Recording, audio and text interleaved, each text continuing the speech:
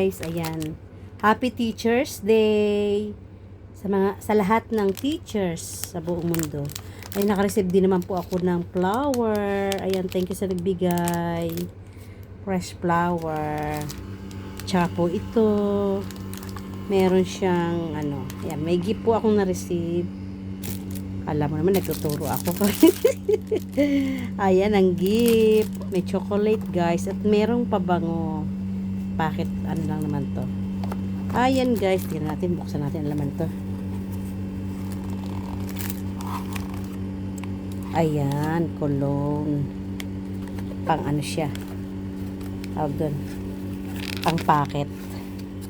So, ayan guys. Thank you. Salamat sa nagregalo. Happy Teachers Day again.